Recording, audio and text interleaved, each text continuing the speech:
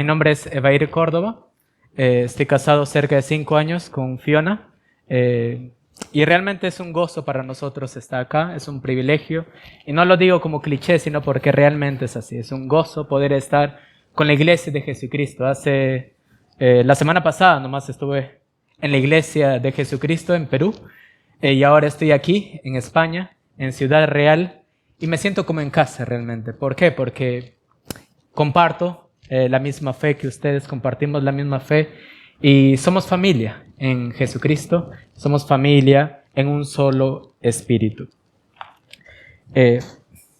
Acá leyendo justamente lo que llegando acá y mirando el púlpito, realmente no puedo dejar de ver esto que dice: predica desde la Escritura para la gloria de Dios en el nombre de Jesucristo, cuando por el Espíritu Santo, según la necesidad de la congregación y sin temor a los hombres. Ciertamente es así.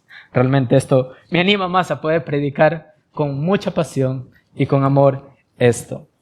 Si pueden ir buscando en sus Biblias, hermanos, en la epístola a los Romanos vamos a estar mirando allí el capítulo 1 en los versículos 16 y 17. Nuestra exposición se centrará en estos dos versículos, aunque estaré mencionando uno que otro versículo justamente para fortalecer el argumento de nuestra exposición en esta mañana. Romanos capítulo 1, versículos 16 y 17. Y antes de leer y orar para comenzar nuestra exposición, permítame tomar un par de minutos y mencionar por qué este texto y por qué no otro. ¿Por qué no otro? Por allá por el 2017, al iniciar, tuve la oportunidad de visitar España, la primera vez, pero visité Barcelona y conocí a muchos hermanos allí. Estuve en el seminario IPSTE y estuve compartiendo con muchos de ellos, escuchándoles, conociéndoles, escuchando de sus iglesias, y realmente Dios comenzó a formar un sentimiento en mi mente, en mi corazón, sobre la iglesia en España. Entonces, desde ese momento, meses antes de casarme, Dios comenzó a crear esto en mí. Y durante la pandemia, realmente ya estuve compartiendo más abiertamente este sentir con muchos hermanos en mi iglesia en Perú. Y muchos amigos, siempre buscando lo mejor para mí, buscaban desmotivarme de esto. ¿Por qué España? Mira cómo está la situación allá. Bueno, no sé cómo realmente está, pero lo que se ve de la noticia, mira, pues, el progresismo moral, que el otro, la dificultad, cómo vas a vivir allá, cómo vas a poder predicar el evangelio, no puedes predicar en la calle. Y realmente me llamaba mucho a la reflexión, pero al mismo tiempo que esto venía a mi corazón, también venía siempre este texto, Romanos 1, 16 y 17. Y venía este texto por lo que justamente vamos a encontrar allí. Si bien es cierto, venían estas palabras de muchos de mis amigos, varios hermanos allá, que decían: puedes quedarte acá, hay mucho para hacer, hay mucho trabajo. Siempre hay trabajo en todas partes en la iglesia de Jesucristo para predicar el evangelio. Y siempre venía este texto a mi mente y les decía así: si Pablo no tenía miedo de ir a la ciudad más difícil probablemente en el primer siglo, en la capital del Imperio Romano, ¿por qué yo tendría miedo? ¿Por qué yo tendría miedo? Así que, hermanos, les invito por favor a que se ubiquen allí en Romanos capítulo 1, versículos 16 y 17. Leeré estos dos textos y luego estaré orando. Dice la palabra: porque no me avergüenzo del evangelio, porque es poder de Dios para salvación a todo aquel que cree, al judío primeramente y también al griego.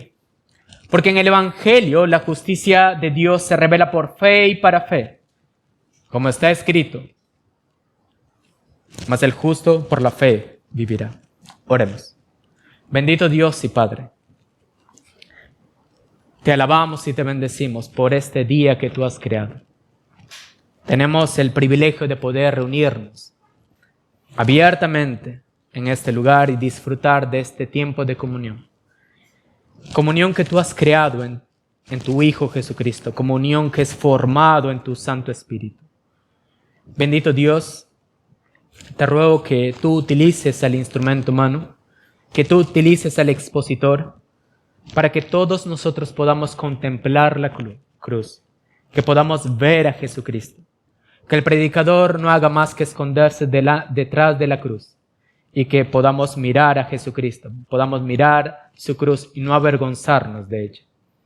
Guíanos en este tiempo para adorarte, para alabarte por medio de la exposición de tu palabra, porque te lo pido en el nombre de Jesucristo, nuestro Señor y Salvador. Amén. Como indica el nombre de este libro, hermanos, el apóstol Pablo escribe a los creyentes asentados en la ciudad de Roma. Roma era la capital del imperio, en donde justamente estaba ubicada la casa del César y la aristocracia romana. Esto era justamente la ciudad más cosmopolita, posiblemente, la ciudad más cosmopolita del imperio.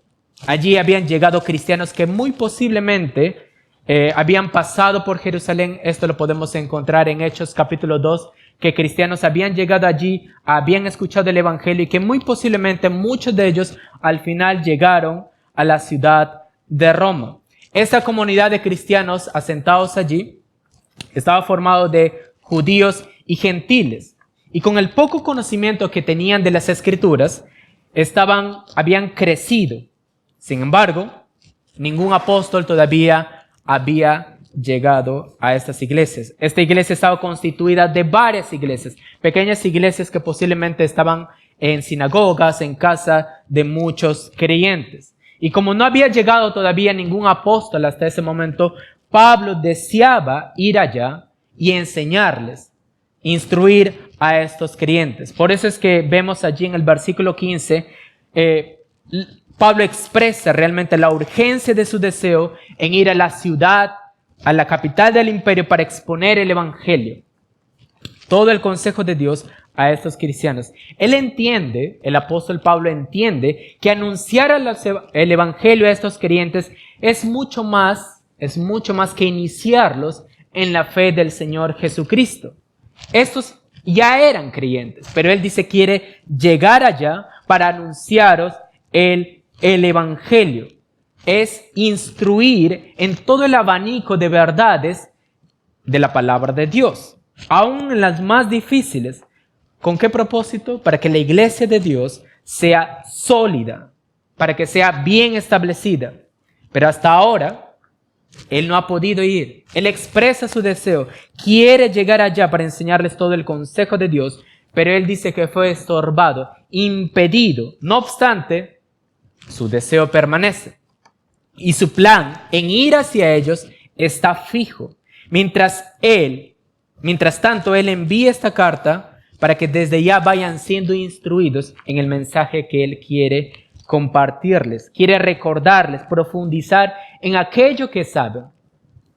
Y por eso él envía esta carta. En los primeros versículos, del versículo 1 hasta el versículo 15 del capítulo 1, Pablo ha presentado una declaración acerca de su llamado como apóstol de Jesucristo y cómo él y su responsabilidad por causa de su llamado se relaciona con aquellos cristianos que están asentados allí en la ciudad de Roma.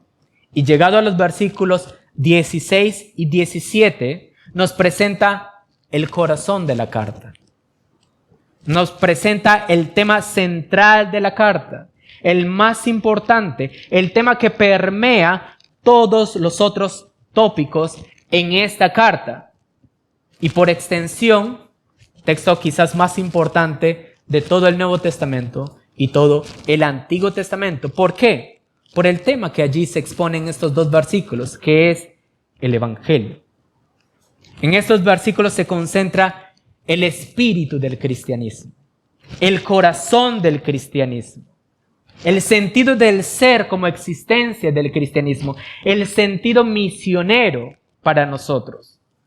Por nuestra parte, a todas las demás naciones, en estas pocas palabras también se declara el siguiente dilema: la justa salvación de Dios en favor de seres viles y la permanencia de estos delante del Todopoderoso, justo y santo, disfrutando de una relación perfecta con Él para siempre. Para siempre. Pablo comienza su declaración en el versículo 16 con una expresión que podría parecer extraña, diríamos, extraña. Él dice, no me avergüenzo del Evangelio. No me avergüenzo del Evangelio. Haríamos bien en preguntarnos, quizás no hubiera sido mejor comenzar con una declaración en positivo.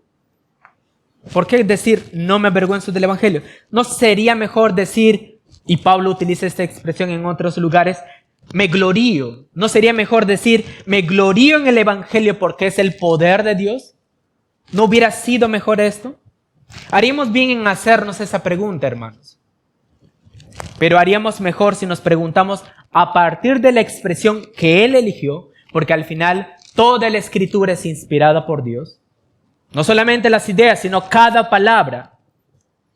Haríamos bien en preguntarnos ¿por qué eligió esto? ¿Habría alguna razón o razones para sentir vergüenza por el Evangelio que predicaba? Porque Él dice, no me avergüenzo. En una parte de las Escrituras leemos lo siguiente, para no abrumarlos con los textos que voy a mencionar, en todo caso siempre pueden revisar esto. Dice en una parte de la Escritura, si alguno piensa que tiene de qué confiar en la carne, yo más, circuncidado al 8º día del linaje de Israel, de la tribu de Benjamín, hebreo de hebreos, en cuanto a la ley fariseo, en cuanto a celo perseguidor de la iglesia, en cuanto a la justicia que es en la ley, soy irreprensible. ¡Wow! ¿Qué tal declaración del apóstol Pablo en hacer tal afirmación? Eso lo encontramos en Filipenses capítulo 3, en los versículos del 4 al 6. Y allí leímos que Pablo había dejado a un lado sus privilegios étnicos, sus privilegios sociales. De ser un líder importante para su nación, había pasado a ser un traidor. De tener un futuro brillante en cuanto a su carrera, la cual él había seguido, había pasado ahora a ser alguien que peligraba su vida. ¿Y para qué? ¿Para qué había dejado a un lado todos estos privilegios que él menciona allí? Para ser un predicador de un carpintero de Nazaret, que decía ser hijo de Dios.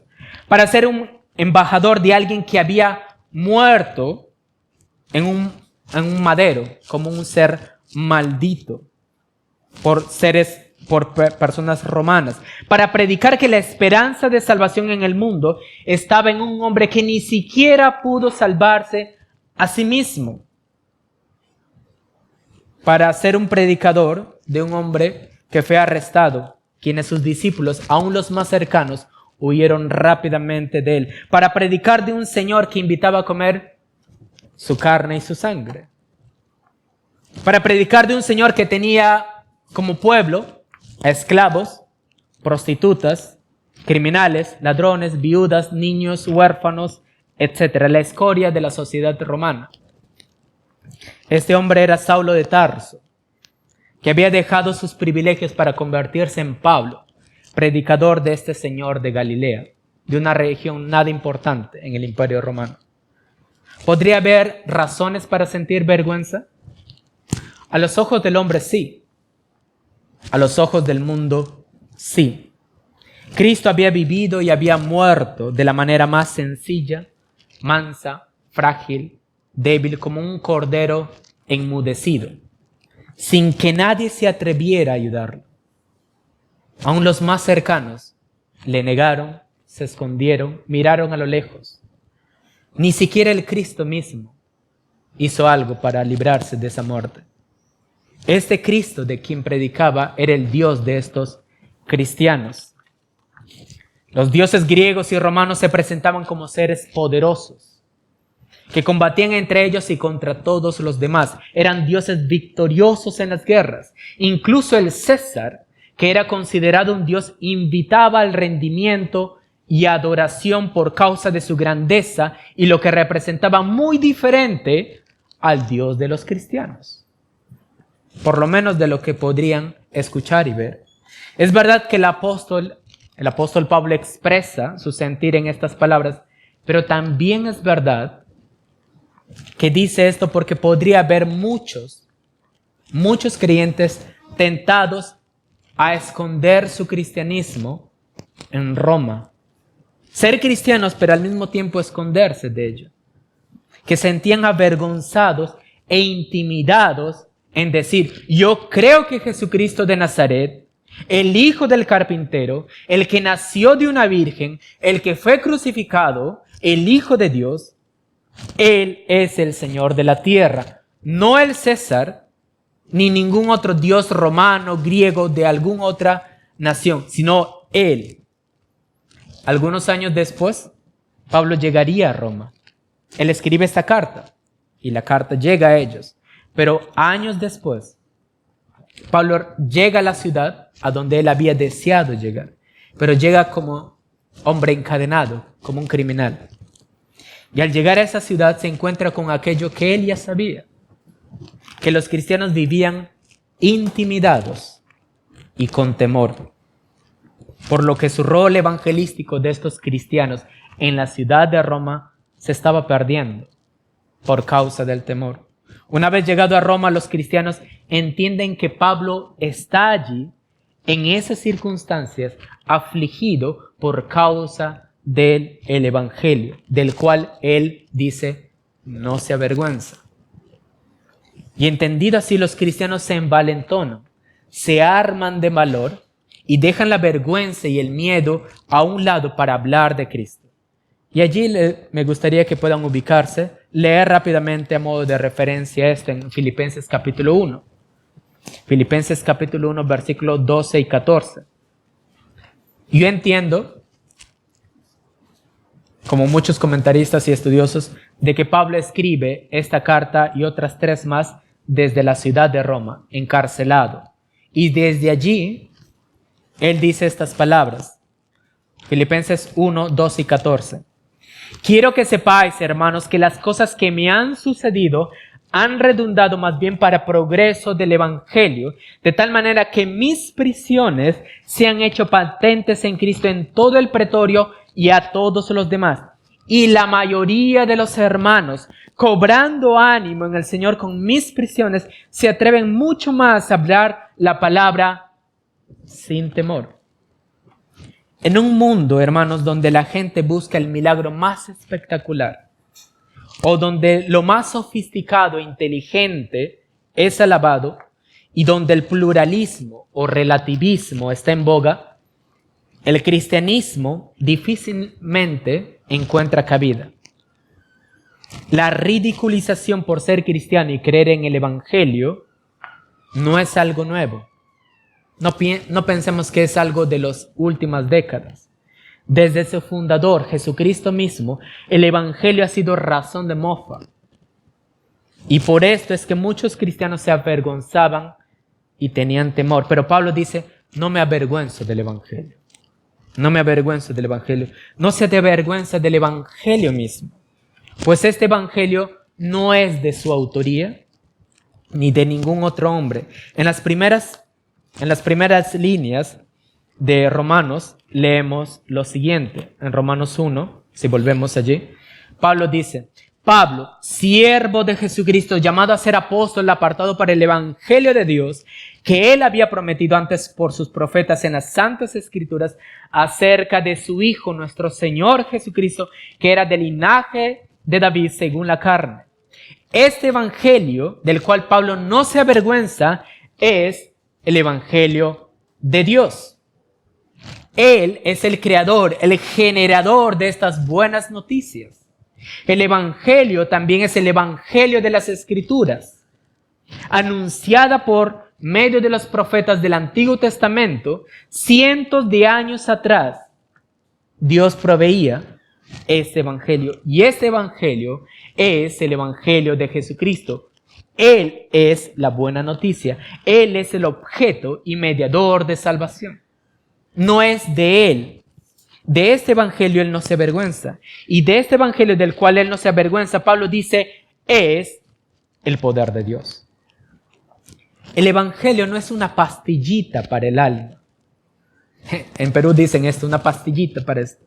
No es una pastillita para el alma, no es una serie de tips de cómo ser una mejor persona. No es una idea, entre comillas, revolucionaria para cambiar una sociedad. El Evangelio no es eso. El Evangelio es el poder de Dios. Es el dunamis o el dinamis, dependiendo del experto griego a quien consultes. De ahí nuestra palabra dinamita.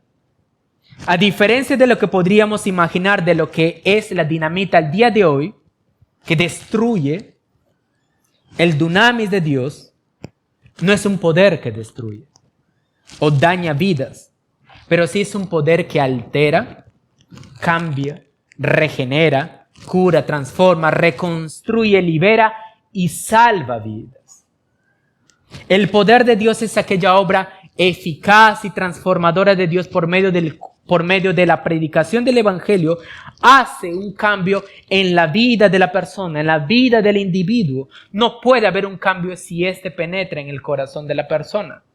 Y este cambio u operación transformadora es para salvación. Y nos preguntamos, ¿salvación de qué? ¿Salvación para qué? ¿Liberación de qué? Las Escrituras enseñan que el ser humano primero es culpable de pecado, es decir, merece el juicio de Dios. También que el ser humano está dominado por el poder del pecado, es decir, nuestra libertad, la cual nos gusta recordar que es nuestro derecho, está comprometida a los deseos pecaminosos.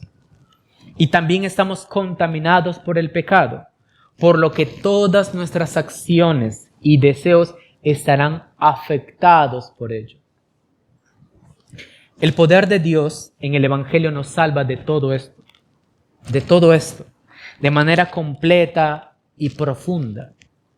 Nos salva de la ira de Dios, del dominio del pecado y de la contaminación del pecado. El Evangelio nos salva, ojo con esto, de Dios mismo. Repito, el Evangelio nos salva de Dios mismo, ya que naturalmente estamos destituidos de su gloria, pero estamos cercanos a su ira. A eso me refiero cuando digo que el Evangelio nos salva de Dios mismo, nos salva de la misma ira de Dios. Pablo dice, porque la ira de Dios se revela desde el cielo contra toda impiedad e injusticia de los hombres que detienen con injusticia la verdad. Allí mismo en Romanos 1:18. La ira de Dios reclama la vida de los hombres impenitentes.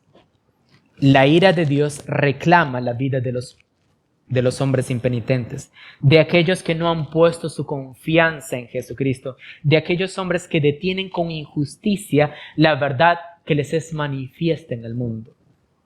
También el Evangelio nos salva de la influencia y el poder del pecado. Pablo dice en cierta parte, miserable de mí, siendo creyente, miserable de mí, ¿quién me librará de este cuerpo de muerte? Como creyente, ¿no has sentido esa sensación?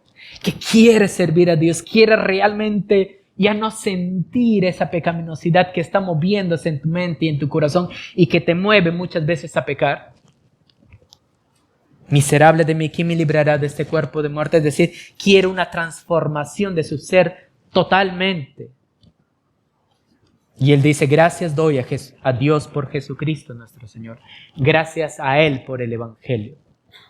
El Evangelio resta, el Evangelio durante nuestras vidas nos quita de ese poder del pecado. Además se nos muestra así que el poder no está en nosotros. Para librarnos de esa influencia del poder del pecado, el poder no radica en nosotros, sino que radica en Jesucristo. Gracias doy a Dios por Jesucristo. Y el Evangelio nos devuelve a la restauración con Dios, a pertenecer cada vez más a Él, en el sentido de que nos quitamos cada vez más la contaminación del pecado para darnos más a nuestro Señor. Por eso es que venimos cada semana, por eso es que estamos constantemente en comunión, por eso es que siempre debemos orar las Escrituras, por eso es que siempre debemos orar para darnos más a Él, porque necesitamos de Él. Por eso es que hacemos esto. Él dice en cierta oportunidad también, en Romanos 8:11, y si el espíritu de aquel que levantó de los muertos a Jesucristo mora en vosotros, el que levantó de los muertos a Cristo Jesús vivificará también vuestros cuerpos mortales por su espíritu que mora en vosotros. Pablo dice, para salvación a todo aquel que cree. En el Nuevo Testamento, hermanos, en todo el Nuevo Testamento, la confianza o el creer en Jesucristo no es vista como una acción meritoria por parte de nosotros, que podamos ejercerla, sino que la fe es vista como la respuesta de aceptación de aquel que necesita aquello que se le ofrece, que es precisamente la salvación en Jesucristo. En las Escrituras la fe se muestra como aquel mendigo que levanta las manos para recibir alimento, dinero o el favor del que le ofrece. No se hace nada para recibir esa gracia, como el mendigo no hace nada para recibir un acto de misericordia. La salvación no es algo que se gana, sino que se recibe por la fe. Y este ofrecimiento es para todo ser humano, no importando la condición, porque después de todo, naturalmente todos, absolutamente todos estamos destituidos de la gloria de Dios. Y aunque este don es para todo el mundo, hombre, mujer, pobre, rico, niño, adulto, joven, viejo, peruano, gringo, español, mexicano, boliviano, no importa, es para todo el mundo. La salvación es disfrutada solamente para aquellos que creen. Es para todo el mundo, pero necesariamente tienes que creer, como el mendigo que mira a aquel que le ofrece ayuda. Dice allí, al judío primeramente y también al griego. Los judíos tenían la particularidad de encerrar a la humanidad en dos grandes grupos: los judíos y el resto, de una manera muy despectiva. Los judíos y el resto de las demás naciones. Entonces Pablo utiliza esa misma expresión.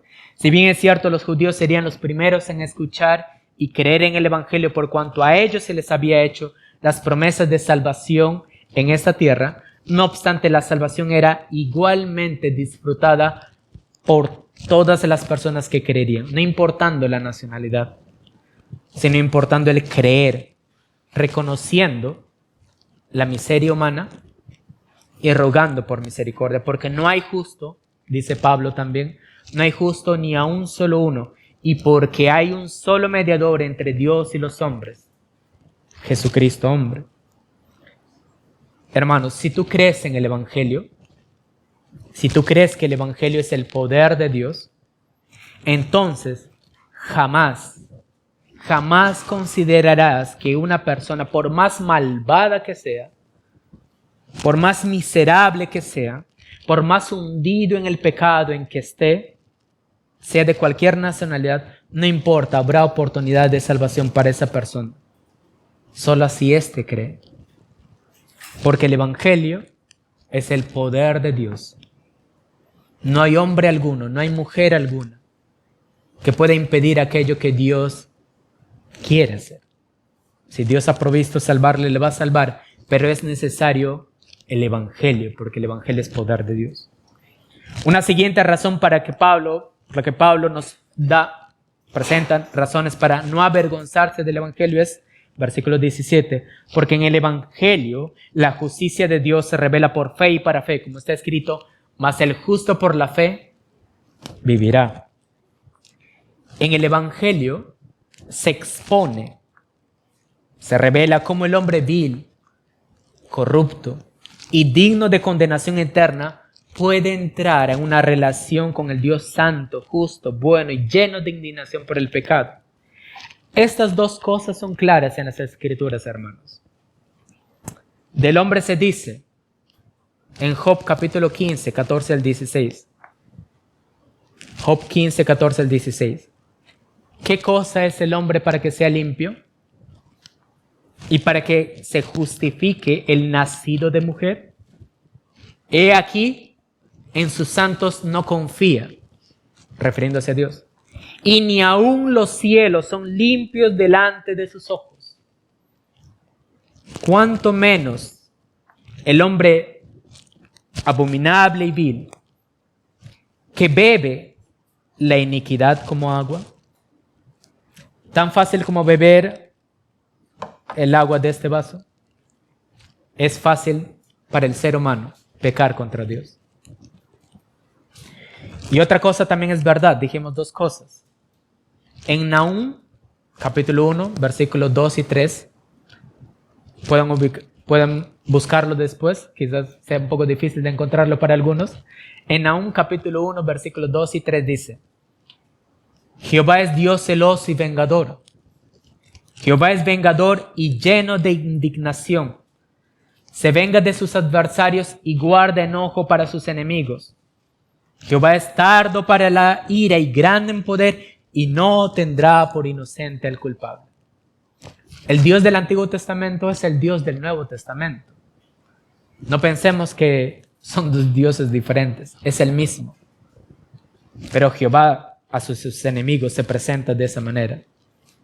Por un lado el hombre es vil, por el otro lado Dios es un Dios 3 veces santo. Algo tiene que pasar para que esa relación se llegue a dar, Dios y el hombre. Algo tiene que cambiar para que el hombre miserable y vil se encuentre con su Creador en buenos términos. En buenos términos. Pablo dice: no me avergüenzo del Evangelio, porque en el Evangelio la justicia de Dios se revela por fe y para fe. Uno de los hombres más atormentados, quizás, por su comprensión clara del justo juicio de Dios, era el monje llamado Martín Lutero. Él había estudiado leyes previo a su desempeño en el monasterio. Y él entendía muy bien la naturaleza de la ley, la sola letra. Él entendía que la ley, la sola letra, es inmisericordia, pues ella exige que se castigue al culpable. No sé si han visto la película Los Miserables o han leído la novela, pero ustedes conocen allí al representante de la ley, ¿no? Que inmisericordiamente buscaba, no quiero pronunciar el nombre en francés porque no me va a salir, para el protagonista de la obra allí, o uno de los protagonistas, buscaba de manera inmisericordia para hacer cumplir la ley a este hombre. La ley se presenta de esa manera. Es sin misericordia para aquel que merece el juicio, el castigo. La ley había penetrado el ser de Martín Lutero y le estaba consumiendo, hasta el punto que él pasaba horas confesando sus pecados para que sean expiados, pero aún así no encontraba calma su alma. Él pasaba noches enteras en vigilia, se mantenía días en ayuno, castigaba su propio cuerpo para que así aliviase la culpa por su pecado. Pero nada calmaba su sed. Lutero amaba tanto a Dios como lo odiaba. Él lo expresa en cierta oportunidad así. ¿Por qué llegaba al punto de hasta como que odiar a aquel que amaba? Porque no encontraba descanso para su alma. Él estaba en el monasterio porque amaba a Dios, porque quería servir a Dios, dedicarse a Dios, pero Dios se le presentaba a él como un juez que solamente quería castigarle por sus maldades. Hasta que llegado a Romanos 1:17, y peleando con Dios para entender qué quiere decir que Pablo dice en estas palabras: en el Evangelio la justicia de Dios se revela por fe y para fe. ¿A qué se refiere? Él pudo recién entender y ver que la justicia de Dios que allí se menciona no es la justicia de Dios que busca castigar al injusto, sino que la justicia allí es la justicia que es provista por Dios para aquel que carece de la justicia perfecta que Dios requiere, sin la cual no hay salvación. Dios requiere una justicia perfecta y el hombre no la tiene. Dios la provee. En otras palabras, esta justicia en Romanos 1:17 es la justicia que Dios mismo la gana en Jesucristo y que la otorga gratuitamente por su sola gracia a todo aquel que le pide, como aquel mendigo que pide misericordia, a todo aquel que confía en Él para su salvación. Dios gana, Dios mismo gana una justicia perfecta en la persona de su Hijo Jesucristo mientras Jesucristo estuvo aquí en la tierra. Y es tal esa justicia perfecta, hermanos, que la ganó hasta el último segundo de su existencia como hombre aquí en la tierra, en la cruz del Calvario. Su vida, la vida de Jesucristo, fue una constante ganancia de justicia perfecta, pero no para Él, sino para todo aquel que cree en su nombre. El Hijo de Dios, mientras estuvo aquí en la tierra hasta su muerte, estaba asegurando una doble transacción, como los teólogos lo explican. Una doble transacción, que su justicia perfecta, por un lado, sea para el que cree. Por un lado, que su justicia perfecta, la cual Jesucristo había ganado, sea para todo aquel que cree. Y por el otro lado, que todos los pecados del que cree sean descontados, cubiertos, pagados en los sufrimientos del Hijo de Dios. El Evangelio nos cuenta, nos descubre, nos revela que por medio de la fe en Jesucristo, todas las injusticias, aún las más grotescas, aún las más horribles, aún las más desagradables del injusto, es removida totalmente, cubierta todas sus deudas hasta el último centavo. Y aún más, que a la cuenta del penitente se agregue millones de quilates de gracia por toda la eternidad, otorgada gratuitamente por Dios. ¿Solo por qué? Por descansar en los méritos de Jesucristo. Con esa doble transacción por medio de la fe, el ofensor, es decir, todos nosotros, pasa a ser declarado justo por la justicia que recibe. Y no solo eso, sino que pasa a tener una nueva relación con Dios. De enemigo pasa a ser amigo. De alguien huérfano pasa a ser hijo.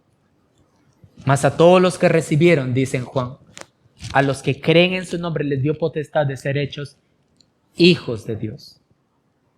De estar mendigando en la calle esperando solo la muerte, ahora el Rey de Reyes te adopta y nos adopta. Te cubre con su manto de gracia, te llena de joyas que ahora son tuyas, como el hijo pródigo. Te hace sentar a su mesa y te muestra que su reino será compartido contigo. Hermanos, caeríamos en el terrible error, como podría hacerlo cualquier religioso que no entienda en el Evangelio, si creemos que podemos alcanzar la justicia de Dios por nuestros propios méritos. Caeríamos en ese terrible error. Caeríamos en ese error si creemos que podemos alcanzar la justicia de Dios por nuestra generosidad, por nuestra virtuosidad, por nuestro dinero, por nuestras obras de caridad o incluso por nuestra moral cristiana. Esta sería la mayor de las tragedias a las que podríamos caer si creemos que de alguna manera podemos optar por un camino diferente del cual Dios ha provisto para nuestra salvación. Pablo, el que era el más religioso entre todos, el más moralista, el hombre intachable al ojo humano, habiendo entendido el Evangelio, dijo: concluimos pues que el hombre es justificado por fe sin las obras de la ley. ¿Es por la fe sin las obras de la ley? ¿Por qué? Porque nuestras mejores obras son como trapos de inmundicia, dice Isaías. Están infinitamente lejos del estándar moral que Dios requiere, y solo alguien de infinito valor, como Jesucristo, con una justicia impecable, puede lograr esa demanda. Y el único que puede alcanzar esto, y lo alcanzó ciertamente, es Jesucristo. Por eso es por medio de la fe en Él, no en ningún otro hombre, no en ningún otro nombre. Y aquí la última razón que Pablo nos presenta, por la cual él no se siente avergonzado. Y para ello me gustaría tomar, voy a hacer algo poco ortodoxo acá, tomar la Nueva Versión Internacional y la Reina Valera, y voy a tomar la primera parte de la Nueva Versión Internacional para este texto y la Reina Valera con la segunda. ¿Por qué hago esto? Bueno, ambos son excelentes traducciones del idioma griego, pero porque en la Nueva Versión Internacional me gusta la primera parte de cómo hace la interpretación del texto, y la segunda parte me gusta mucho la traducción muy precisa del griego en la Reina Valera. Entonces, tomando la primera parte del versículo 17 en la Nueva Versión Internacional y la segunda parte en la Reina Valera, diría de esta manera.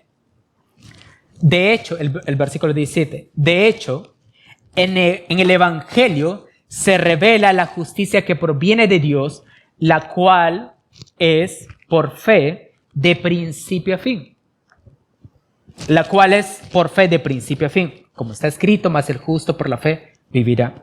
Aquella justicia que nos es otorgada, hermanos, aquella salvación que es lograda en favor de nosotros por el puro favor de Dios, no es intervenida o ayudada en algún momento de nuestras vidas por nosotros o por alguien más. Como dice la Nueva Versión Internacional, esa justicia que proviene de Dios por fe es de principio a fin. No es que comiences creyendo en Cristo y que luego te apartas de Él y sigas afirmando que tienes salvación. No, es de fe de principio a fin. No es que comienzas creyendo en Cristo y luego te toca a ti mantenerte en aquella salvación. No, comienzas creyendo en Cristo para vida eterna y te sostienes en el día a día durante toda tu vida confiando en Él.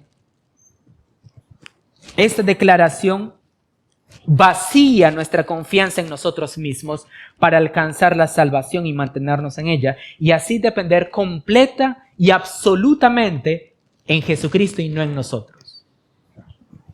Por eso es que Pablo cita, respaldando su afirmación, lo que dice en el Antiguo Testamento en Habacuc 2:4, y Pablo dice en Romanos, como está escrito, es decir, haciendo referencia a lo que Habacuc dice en 2:4, como está escrito, mas el justo por la fe vivirá. Comenzamos nuestra relación con Dios cuando por la fe nos acercamos a Él, cuando por la fe somos revestidos de esa justicia perfecta que Él da en Jesucristo. Y a lo largo de nuestra vida, ese patrón nunca cambia. La fe se mantiene firme y se debe así mantener. Ese patrón nunca cambia. Comienzo con la fe, vivo por la fe, me sostengo en la fe y muero en la fe de Jesucristo, manteniendo mi esperanza eterna con Él. Ese patrón nunca cambia. Y como en el contexto de Habacuc se menciona, aun cuando no comprendamos, y esto Pablo hace referencia a lo que en el contexto de Habacuc se menciona, aun cuando no comprendamos las circunstancias más difíciles que estemos viviendo o en la que nos encontremos al día de hoy, habremos de mantener nuestra confianza en el Dios de las Escrituras. Aun cuando te sientas el ser más miserable, aun cuando creas que no mereces al cielo, porque ciertamente no lo merecemos, aun cuando tu vida se torne difícil y complicada, aun cuando los burladores menosprecien tu fe, aun cuando tus amistades o familiares te menosprecien, te insulten por abrazar la fe en Jesucristo, abrazar la fe en Él, no dejes de creer en Él. Eso es lo que nos enseña en el contexto de Habacuc. Fuera de Cristo no hay salvación, no hay vida eterna, no hay perdón de pecados, no hay dicha eterna. Solo hay, lejos de esas cosas, solo hay expectación de la justa ira de Dios por el pecado. Sin embargo, el justo por la fe vivirá. Por tal razón es que Pablo dice, no me avergüenzo del Evangelio, porque el Evangelio es el poder de Dios para salvación a todo aquel que cree. Y porque en el Evangelio se revela que el hombre injusto alcanza una justicia perfecta por pura gracia en los méritos de Cristo Jesús. Y porque a lo largo de nuestra vida nosotros como creyentes podemos descansar por la fe en esa relación con Dios, la cual permanece intacta. Nos sostenemos por la fe. Hermanos, la esperanza del mundo, la esperanza de salvación a tus familiares y amigos, la salvación para el mundo, está en el Evangelio de Jesucristo. Confía en ese Evangelio. Si aún no confías en Él y ten vida eterna, sostente en ese Evangelio si ya eres cristiano y sigue disfrutando de la vida eterna con Dios. No te avergüences. No te avergüences, aun cuando haya burladores para ello. No te avergüences del Evangelio porque es el poder de Dios. Que Dios le bendiga. Vamos a orar. Bendito Dios y Padre. Reconocemos que muchas veces nos hemos avergonzado, nos hemos sentido intimidados, con temor, en una sociedad, Padre, donde cada vez se vive un anticristianismo. Sin embargo, tu palabra nos consuela, nos enseña, nos instruye, golpea nuestras mentes, nuestras almas en amor, para enseñarnos que no debemos avergonzarnos. Aun cuando para el mundo este mensaje sea locura, para nosotros es poder de Dios, dice tu palabra. Gracias, Padre, por este mensaje que tú nos das. Gracias por lo que tú nos enseñas.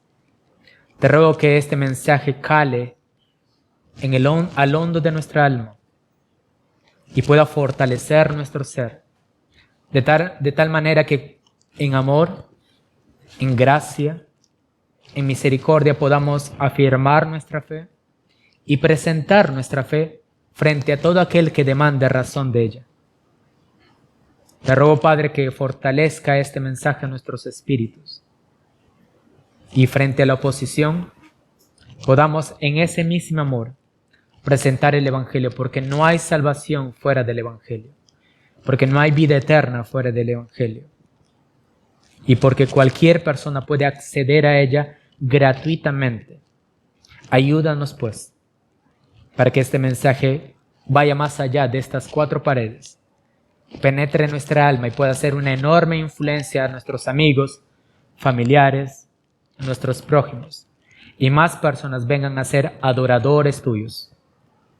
Porque te lo pido en el nombre de Jesucristo, nuestro Señor y Salvador. Amén. Muchas gracias, hermanos. Que Dios los bendiga.